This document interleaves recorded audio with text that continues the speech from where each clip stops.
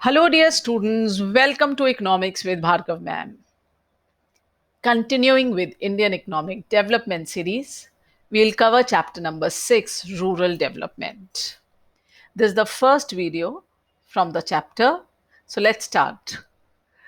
अब भाई rural development क्या होता है और what is its importance in context of India?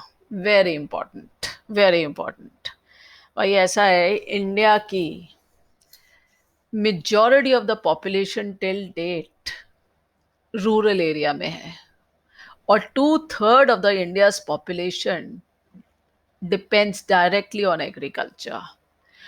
और इतनी बड़ी पॉपुलेशन एग्रीकल्चर पे डिपेंड होती है, लगी हुई है उसके अंदर, लेकिन फिर भी वो इतना प्रोड्यूस नहीं कर सकते कि वो अपने आप को ही उससे फीड कर पाए। So it is because more than 2/3 of India's population depends on agriculture that is yet to become productive enough to provide for them. और 1/4 ऑफ द रूरल इंडिया जो है वो तो एब्जेक्ट पॉवर्टी में है, 2 वक्त का उनको खाना नहीं है। And this is the reason why we have to see a developed rural India if our nation has to realise real progress. और शायद यही कारण है कि गांधी जी वंस सेड कि इंडिया की रियल प्रोग्रेस तभी है जब रूरल डेवलपमेंट है। सिर्फ अर्बन एरिया डेवलप करने से, इंडस्ट्रियल सेक्टर डेवलप करने से इंडिया की डेवलपमेंट नहीं है, क्योंकि majority of the population is in rural area depending directly on rural activities.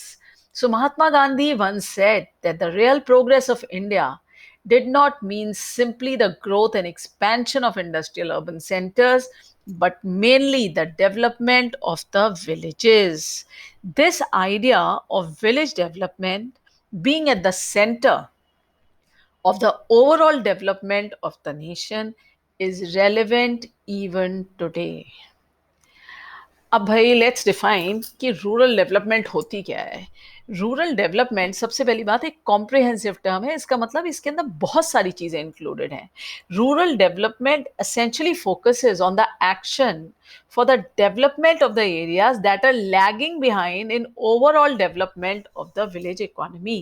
तो हम किसी एक एक्टिविटी को नहीं बोल सकते हैं कि रूरल डेवलपमेंट के लिए चाहिए या ये रूरल डेवलपमेंट इससे होती है। भाई वो सब एक्टिविटीज़ हमें फोकस करनी पड़ेंगी जिससे जो रूरल एरिया है, जो विलेज इकोनॉमी है, उसका ओवरऑल डेवलपमेंट रुक रहा है।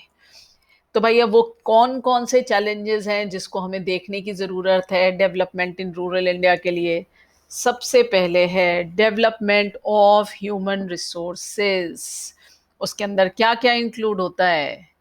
भाई याद करिए, लास्ट चैप्टर में आप लोगों ने देखा है कि ह्यूमन रिसोर्स को ह्यूमन कैपिटल फॉर्मेशन करने के लिए सबसे पहले हमें क्या चाहिए? हमें एजुकेशन चाहिए, हमें हेल्थ चाहिए। तो हमें भाई सबसे पहले लिटरेसी पे काम करना पड़ेगा रूरल एरियाज में, and more specifically female literacy. फिर हमें हेल्थ पे काम करना पड़ेगा, addressing both sanitation and public health, because अगर लिटरेसी नहीं है, हेल्थ नहीं है, तो डेवलपमेंट हो ही नहीं सकता। ह्यूमन रिसोर्स कभी ह्यूमन कैपिटल बनेगा नहीं, और ह्यूमन कैपिटल के बिना कभी देश प्रोग्रेस कर नहीं सकता। दूसरा काम रूरल डेवलपमेंट के लिए ज़रूरी है लैंड रिफॉर्म्स। अगर आपको याद हो, मेरे पुराने वीडियोस में आपने चैप्टर नंबर 2, 3 में आपने पढ़ा है कि land reforms very very essential, independence से पहले भी और इंडिपेंडेंस के बाद भी। क्या क्या इंक्लूड हो रहा था लैंड रिफॉर्म्स में? abolition of zamindari, putting a ceiling on land holdings, then fragmentation of land को avoid करना। ये सब इंडिपेंडेंस से पहले ही ज़रूरत थी, क्योंकि we were poorly, very badly treated. लेकिन इंडिपेंडेंस के बाद भी जितना भी लैंड रिफॉर्म रहा है उसमें से हम कह रहे हैं बहुत बड़ा सक्सेस हमें मिला है, लेकिन ज़्यादातर आई वॉश है, because though zamindars are now the new politicians, the new biggies in the village. इसी तरीके से ceiling on land holdings still eyewash. अगर आपने चैप्टर ध्यान से सुना है और वीडियो सुना है तो भाई all those big big landlords, the land holding people, उन्होंने लूप होल्स निकाले थे लॉ में और उन्होंने सब लैंड अपने ही लोगों पे ट्रांसफ़र करा लिया था। तो अगर हम रूरल डेवलपमेंट चाहते हैं तो हमें लैंड रिफॉर्म्स पे सीरियसली काम करना पड़ेगा। उसके बाद ईच लोकेलिटी के जो प्रोडक्टिव रिसोर्सेज हैं, चाहे वो वेल हों, चाहे वो स्कूल हों, उन सबको एक्चुअली पेपर से निकाल के हमें रियलिटी पे रखना पड़ेगा, उनको चालू हालत में करना पड़ेगा। हमें इंफ्रास्ट्रक्चर डेवलप करना पड़ेगा, electricity, irrigation, credit, marketing, transport. अब आप खुद सोचिए, क्या इंफ्रास्ट्रक्चर के बिना कोई कंट्री डेवलप कर सकता है? Infrastructure is the skeleton of any nation. इसी तरीके से रिसर्च के बिना, इंफॉर्मेशन डिसेमिनेशन के बिना क्या हम अपने रूरल एरिया को डेवलप कर सकते हैं? अगर हम रिसर्च करके ये फाइंड ही नहीं कर सकते कि उस लोकेलिटी के लिए, उस रीजन के लिए क्या बेस्ट है, तो हम तो वही 5,000 साल पुरानी टेक्निक यूज करते रहेंगे। इसी तरीके से we will need special poverty alleviation programmes, जिससे कि हम वहाँ के लोगों की लिविंग कंडीशंस में बेटरमेंट ला सकें। हमें एम्फसाइज करना चाहिए कि हम उनको प्रोडक्टिव एम्प्लॉयमेंट अपॉर्चुनिटीज़ दें, जिससे उनके पास इनकम जनरेशन हो, उनकी लिविंग कंडीशन बेटर हो। और इसका मतलब ये है कि जो भी फार्म या नॉन फार्म एक्टिविटीज़ में हैं, हम उनकी इस तरह मदद करें कि वो अपनी प्रोडक्टिविटी इंक्रीज़ कर पाएँ। हम उनको अपॉर्चुनिटी दें कि वो एग्रीकल्चर छोड़ के नॉन फार्म एक्टिविटीज़ में आ सकें। अगर हम उनको अपॉर्चुनिटी नहीं देंगे नई नई इंडस्ट्री सेट करके, तो वो एग्रीकल्चर से शिफ्ट कैसे होंगे किसी और जॉब में? तो हमें सबसे पहले एग्रीकल्चर के संग संग नॉन फार्म एक्टिविटीज़ को डेवलप करने की कोशिश करनी चाहिए।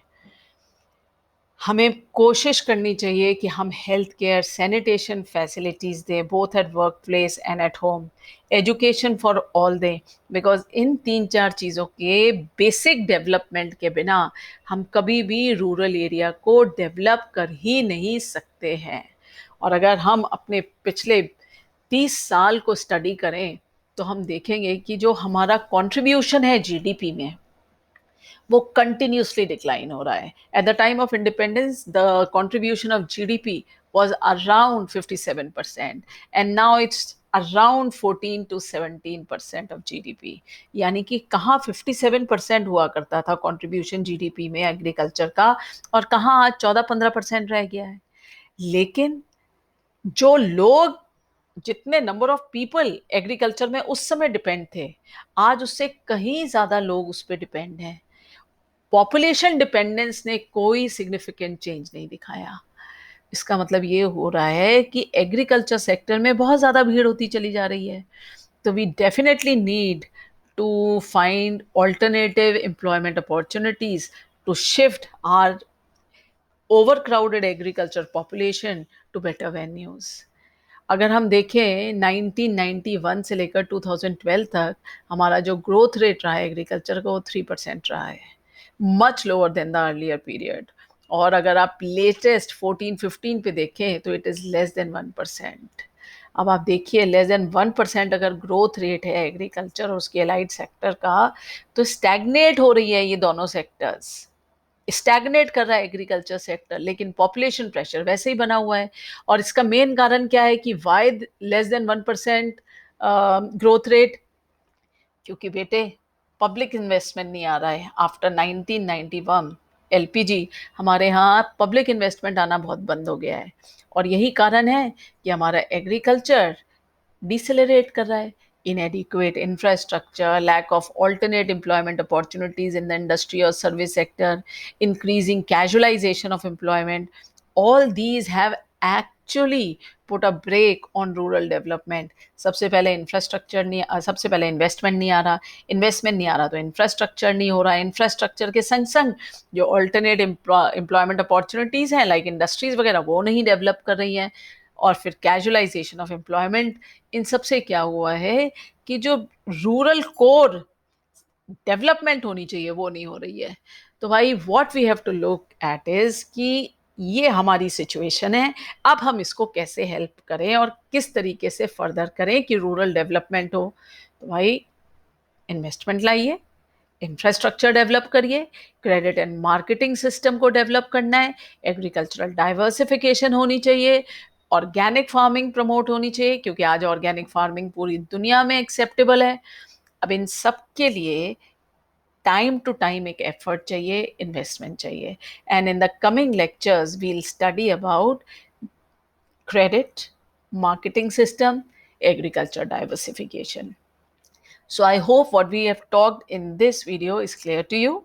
Please listen to it twice, thrice. Things will become crystal clear and will help you get marks. Each word in this lecture is from NCERT on the screen. So happy learning. Like and subscribe my video so that you continuously get notification of my new videos.